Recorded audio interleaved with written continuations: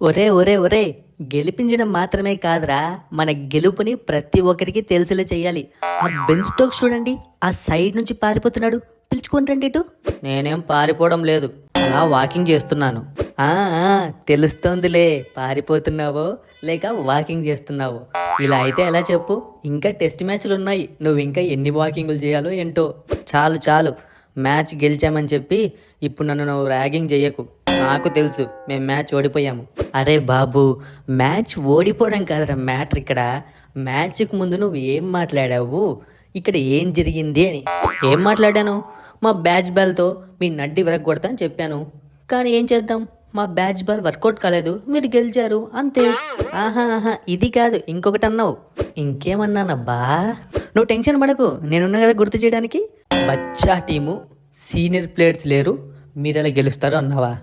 అయ్యో రోహిత్ శర్మ, 100 అనుంటాను మ్యాచ్కి ముందు, అవన్నీ గుర్తు పెట్టుకుని ఇప్పుడు నాకు గుర్తు చేయాలా? ఇండియా వాళ్ళు ఏది ఊరికే తీసుకోరు, తీసుకున్నాక వెనక్కి ఇవ్వకుండా ఉండరు. ఈరోజు మా బచ్చా టీమే మీ పెద్ద టీంని ఓడించింది. మా బచ్చా ప్లేయర్సే బ్యాటింగ్లో మీకు చుక్కలు చూపించారు. రోహిత్ శర్మ, బచ్చా టీం ఎందుకన్నానో పక్కన పెట్టేస్తే, ఆ యశస్వి జైస్వాల్ ఏంటి, గాయమైంది, లోపలికి వెళ్ళాడు, మళ్ళీ వచ్చి మళ్ళీ సెంచరీ. ఏంది మాకు ఈ గోల? ఇప్పటికీ మా పైన 2 డబుల్ సెంచరీలు చేశాడు. గాయపడిన సింహం నుంచి వచ్చే శ్వాస గర్జన కన్నా భయంకరంగా ఉంటుంది.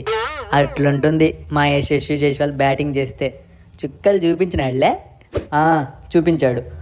మిట్ట మధ్యాహ్నం కూడా మాకందరికీ చుక్కలు బాగా కనిపించాయి. నువ్వు ఫుల్ హ్యాపీ కదా, పొయ్యిక ఎంజాయ్ చేసుకో.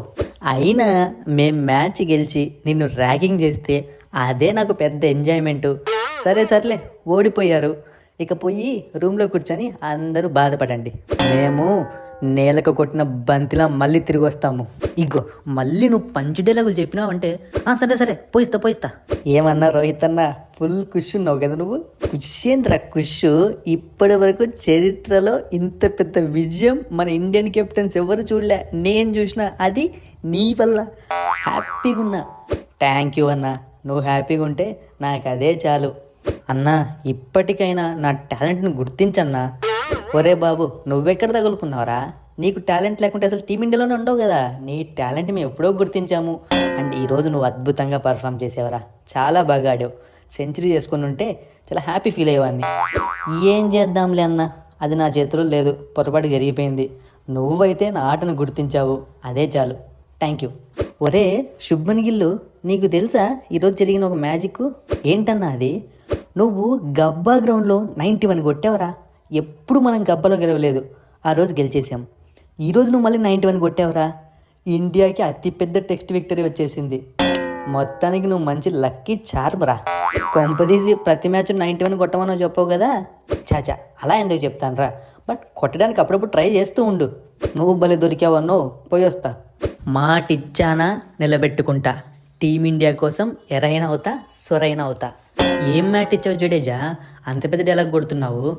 నువ్వే కదా అన్నావు బ్యాటింగ్ ఆడావు కానీ బౌలింగ్ సరిగ్గా చేయలేదని ఫస్ట్ ఇన్నింగ్స్ తర్వాత. అందుకే సెకండ్ ఇన్నింగ్స్లో బ్యాటింగ్ రాకున్నా బౌలింగ్లో 5 వికెట్లు అలా తీసి పడేశా. ఓ అవును కదా, సారీ జడేజా. అంటే ఆ బెన్ స్టోక్స్ అన్న మాటలేం గుర్తుపెట్టుకున్నా కానీ నేనేమన్నాను గుర్తుపెట్టుకోలే. అదిగాక చాలా పెద్ద విక్టరీ కదా, ఏం గుర్తు రావట్లేదు. ఫుల్ ఆనందంలో ఉబ్బి తబ్బిబ్బైపోతున్నా. ఏమోలో రోహిత్ భాయ్, మనం 100 అనుకుంటాం, కానీ ఇంగ్లాండ్ వాళ్ళకు మాత్రం ప్యాంట్లు తడిచిపోయినాయి తెలుసా. అవునవును, నేను చూసిన. యశస్వి జైస్వాల్ బ్యాటింగ్ ఆడుతుంటే ఎక్కడ ఫీల్డింగ్ పెట్టాలో అర్థం కాలేదు, నువ్వు బౌలింగ్ చేస్తుంటే క్రీజ్లో ఎక్కడ నిలబడాలో అర్థం కాలేదు పాపం. అయినా అశ్విన్ కమిట్మెంట్ని మెచ్చుకోవాల్సిందే అబ్బా. అలా వెళ్ళి ఇలా వచ్చి బౌలింగ్ చేశాడు, ఒక వికెట్ కూడా తీశాడు.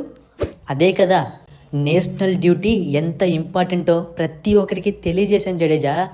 I love you Ashwin. నీ నేషనల్ డ్యూటీకి టేక్ ఏ బో.